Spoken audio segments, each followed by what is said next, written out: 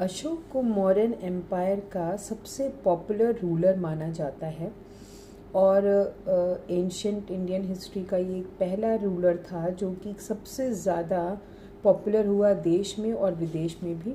ये मौर्यन डायनेस्टी से बिलोंग करता था।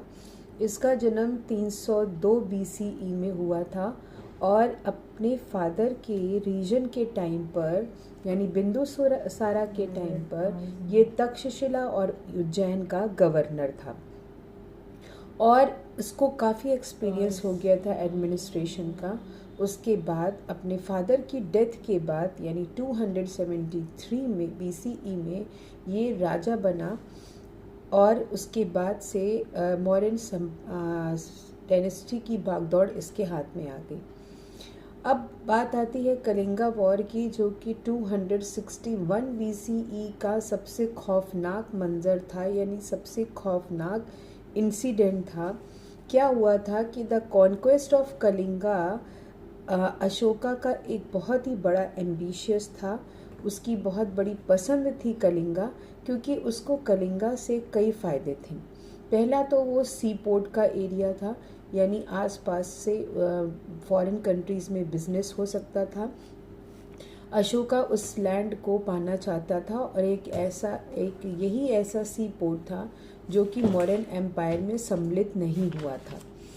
तो इस कलिंगा को उड़ीसा के नाम से भी जाना जाता है।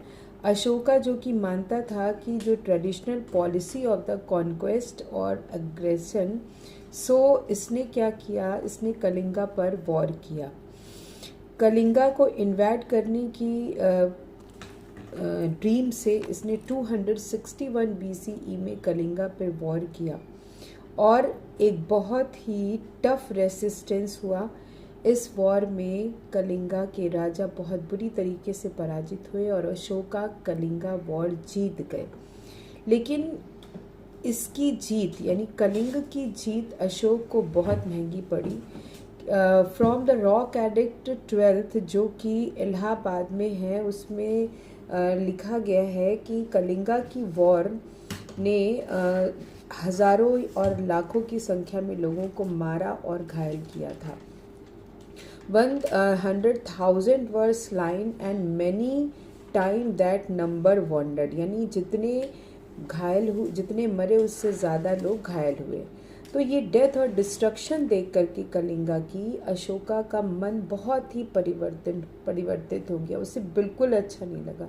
उसे लगा कि ऐसे वॉर का क्या लेना जिसमें हज़ारों लोग